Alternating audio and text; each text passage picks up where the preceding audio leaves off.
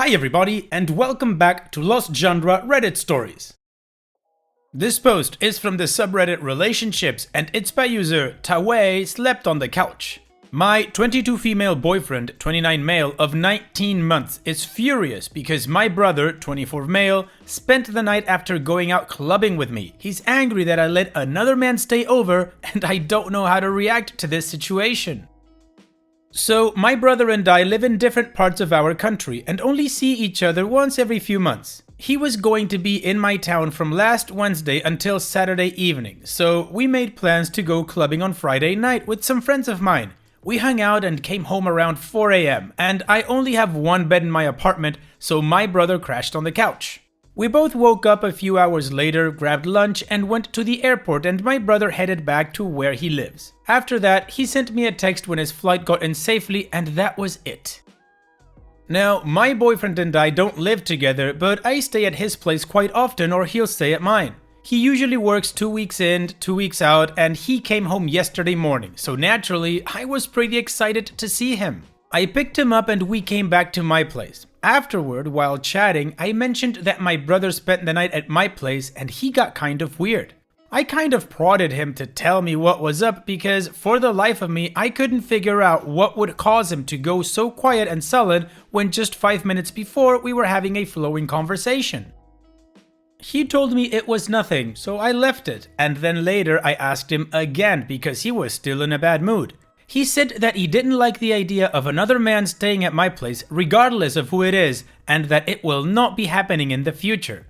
I got really confused here because it's my brother sleeping on my couch for one night after we hung out. It's not some stranger or hell, even a guy friend of ours. It's my brother. I laughed it off and said, "You can't be serious. You have to be joking." And he got really angry and left my place. Last night I got an angry text saying that as his girlfriend I have to respect his wishes, and while I get respecting what your significant other wants, compromise, the works, isn't this ridiculous? I responded by asking him why my brother sleeping on my couch was so bad, and he just said it was, and that a proper girlfriend doesn't let other men stay over alone with her, and that it's incredibly disrespectful to him. More confusion from me because, again, this isn't some dude I brought home, it's my brother. I tried talking to him after this, but I got a message saying we'll talk when he's composed himself.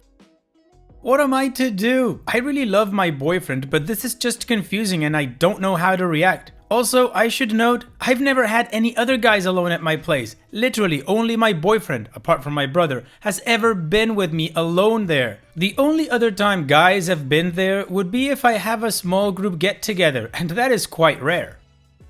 Okay, OP, you listen to Iron Maiden and just run for the hills. Let's break this down, shall we? Because this guy was carrying a bunch of red flags, starting with, it will not be happening in the future. Like, who do you think you are? Then we move on to, as his girlfriend, you have to respect his wishes. And the cherry on top of how a proper girlfriend should behave and how disrespectful it would be to him if you didn't do what he wanted. OP, he is not just being ridiculous. This is him trying to control you. And in a very weird and creepy way. I mean, he's upset that your brother spent the night because he's a guy. Like, what is he implying there exactly? OP, if I were you, I'd let go of the creepo boyfriend. And what about you guys? What would you do if you were in OP's shoes? Let me know in the comment section, and now let's move on to the community comments to see what they said. Like Fantastic says, the only possible explanation I can come up with is that he thinks if someone sees a strange man that isn't him going into or coming out of your apartment, they will think you are sexually involved with that man? Like somehow it will give you a bad reputation to have a dude being seen entering or exiting your place of residence? Or maybe he has some experience with incest? I'm literally pulling crap out of my ass, but in all seriousness, dude seems effing controlling. I would abort. And OP responds, the seeing a strange man entering my apartment thing crossed my mind, but I've lived in this city for 2 years now, and my neighbors have met my brother before when he's visited, and so have my friends. Heck, there are pictures of us in family photos on Facebook, so even my friends who have never met him in person would know it's him. Floomby says, respect his wishes is another way of saying obey, isn't it? What an interesting way to put it. If you don't obey, because that's essentially what he's asking, right? Then you are disrespecting him? What the hell? Does he want you to be a surrendered wife? Is that where this is going? Your boyfriend is controlling and is trying to isolate you from your family. We all know what the end of this story looks like because it shows up on the front page of this subreddit every day. Do you want to be writing to us a few years down the line because he's threatening to kill you because you accidentally looked at a man for too long, but you don't have any money because he made you quit working and you don't have anyone to turn to because he made you cut them all off? Which conversation will be more painful? The one where you tell your brother he can't visit anymore, or the one where you tell this man that you refuse to respect his jealous and controlling wishes? Bokroik Vib 3 says, your boyfriend has negative 15 minutes to get over this. Admit he was an idiot and move on. For me, close to my brothers and male family members regularly have sleepovers after partying, I would have walked out the door the minute that stupid crap came out of his mouth. But I respect everyone has different sensitivity levels to this type of stuff. Whatever you do, if for some reason you stay with him, never let him make you feel like this was your fault. Do not apologize for this. Be wary of him leading you down a road of emotional manipulation and self-doubt. Additional information from OP's comments. My boyfriend is actually an only child, so no chance of any traumatizing brother-sister events in his past.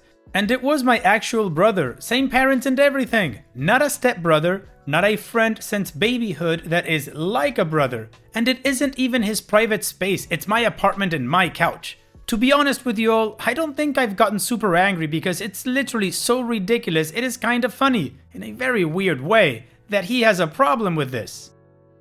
OP's edit. Okay, so my boyfriend and I have been texting for the past hour or so. He sent me a, hey, and I was kind of in a pissy mood after he brushed me off last night, so I simply replied with, are you ready to talk? He replied, okay, and so I asked him what the deal was with my brother sleeping on the couch. He's not some random guy from a bar, he's not even a guy friend, he's more than that, he's my brother. I grew up with him. There is absolutely no reason for him to worry or freak out in that situation because it's my brother of all people. There is literally nothing threatening in the situation, not physically towards me or to our relationship. His response, I just am not comfortable with that. I know it's your brother, but I think there are boundaries that should be in place. Why didn't he go back to the friend's place he stayed at on Wednesday and Thursday? My response, you're not answering my question and just telling me what you told me last night. Also, my apartment was closer to the club than his friend's place. Then he goes, we've been together for some time now, and I think that as a couple, it looks bad when you let other guys stay over regardless of who they are to you. I would never do something to you like that, and I think it's only fair that you reciprocate that. It's hard to explain things because I know you can't see them from my perspective. You shouldn't really need other guys so close with you. Why couldn't you just put your brother in a cab and send him on his way just like we'd normally do with all our other friends? Anyway, I have a meeting now. I'll talk to you later. Enjoy your day, babe. Bye. I don't even know how the hell to react right now. This is the first time he's ever acted like this. He's met my brother before and they've always gotten along well. Well, the community told OP that this guy is straight up trying to control and manipulate her. And in that edit, wow, this guy just let loose. I think my favorite part was when he said that it was hard to explain things because I know you can't see them from my perspective. What a douche. Anyways, let's move on with the update to see how this story ends. So, against my better judgment, I did not immediately break up with my boyfriend. I tried convincing myself it was a one-time thing. Maybe he was just having a rough patch and I tried pushing it down. I did tell my brother what happened and he replied saying he'd always thought my boyfriend and him were cool with each other at the very least. He then told me my boyfriend is being nuts and if I need to crash for a few days, I could come up to his end. So the rest of the week remained tense with my boyfriend, but closer to the weekend it was relaxed-ish. We went on a date, hung out with some friends at a bar together, and yet for the life of me, I couldn't figure out reasons for his outburst.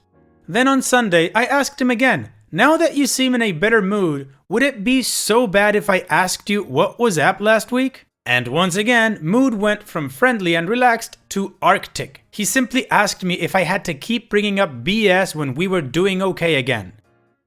I got pretty angry at him and told him to leave my apartment. Since Sunday, I've been stewing and just looking back at our relationship. Sure, I have my friends, but we hang with them much less. The ones we do hang out with are more his friends and people that he is cool with being with. It was rough, but looking back on it, I started seeing controlling behavior from him that I'd never taken upon due to either just being head over heels and willing to compromise on everything. And by compromise, I mean to roll over and give up.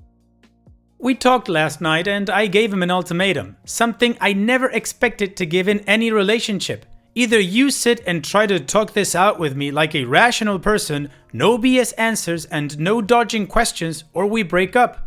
Instead of having a conversation, he broke down and started telling me I was the best thing he's ever had and that he has issues that he can't even begin to explain and that he doesn't want to lose me. Now, I'm sorry if this is the part that makes me seem like a bitch, but it wasn't the answer I wanted or deserved. Not when I'd been the one rolling over and giving him whatever throughout our entire relationship. So I told him that it was best if we didn't see each other anymore and that he should leave my apartment. He left and spent almost 2 hours just sitting in his car in front of my place before leaving when it was close to 12. So yeah, we broke up. I admit, I feel more saddened than relieved, so I'm hoping I don't do something stupid like drunk dial him or call him over because I'm lonely or something like that. But yeah, we're not together anymore. It sucks, but it had to be done. OP, sure you're sad. It was a relationship that lasted 19 months and you're detoxing. So maybe if you don't know his phone number by heart, just delete his contact, email, everything, and then just focus on yourself.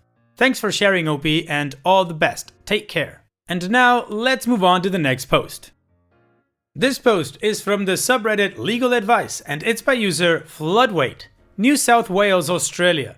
Last month, a friend began to cross a flooded river in his car with me in it. I jumped out because I'd been caught on a flooded causeway before. I now have a letter from his lawyer asking for damages because the car was washed off the causeway and written off.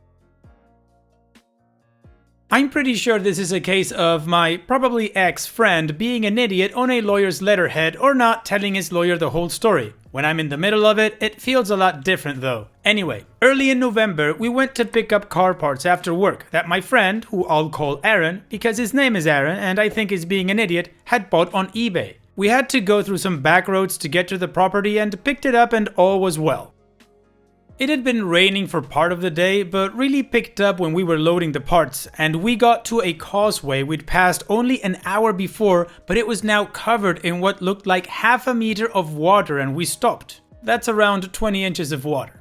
I'd been navigating and knew we could back up and take another much longer route, even though the highway was just a bit on the other side of this causeway. There was no way I'd go through the water as it looked, but because I'd been caught on a causeway 20 years ago in less water and had my car pushed off into the river, I didn't want to risk it. I didn't lose that car, but it's one of the scariest moments of my life. I said we had to turn back and could take a different road 10 kilometers around, but that would take us via a bridge over the same river. Aaron decided to push on and started moving, and I panicked and got straight out. It was far more water than I'd had to go through when I near lost my car and life before. I got out well before the water though, so I didn't let water in the car, by the way. Aaron didn't even get halfway across and the water pushed his car off the side, rolled it completely over, and it ended up right on the bank 50 meters downstream. He was extremely lucky not to drown, and I ran down and helped him out. Immediately, he was aggressive and combative because he said with my weight in the car, he'd have made it across.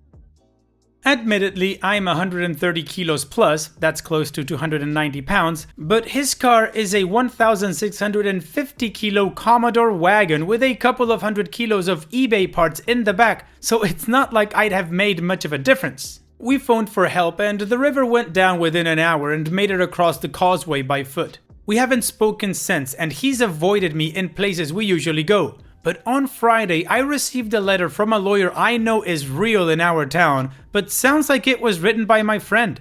It's asking for $50,000 for the car and personal damages because I made the car unsafe by getting out. It was a 1997 Commodore, maybe worth $1,500 on a good day.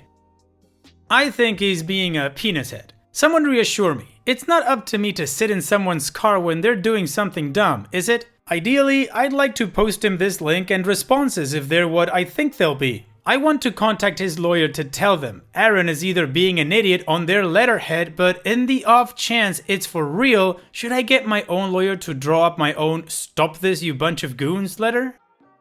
Okay, now I'm not a legal expert in any place in the world, but I'm pretty sure that you are not contractually bound to sit in someone's car if they're doing something this dumb, or even if they're not. Just make sure you don't do it while the car is moving. Anyways, that's my take. So now let's move on to the community comments to see if OP got any cool advice. Witty and Pithy says, I used to practice law in New South Wales. I am no longer authorized to practice there, and this cannot be relied upon as legal advice, but general advice to inform your next steps. 1. Observe whether the letter of demand states due date and whether they provided you with time to reply. If you do not comply with those dates, then the next step for Aaron is to follow statutory process for reissuing the letter of demand, until eventually bringing a claim to court for a debt owing. I recommend you look to New South Wales statute on the letter of demand process. It details the time periods in process. 2. Do not contact the lawyer or speak to Aaron or write or say anything to them or other people around them. Do not try to write to them about your version of events. If I was advising a client, I would instruct them to delete any Reddit post as well, as it is relevant evidence that can be used to cross-examine any written evidence you wish to provide and may undermine your credibility as a witness. Given a formal dispute may be a he said, she said situation, your reliability as a witness is important. 3. You should retain a lawyer promptly, who will draft a response to the letter of demand and provide you with counsel.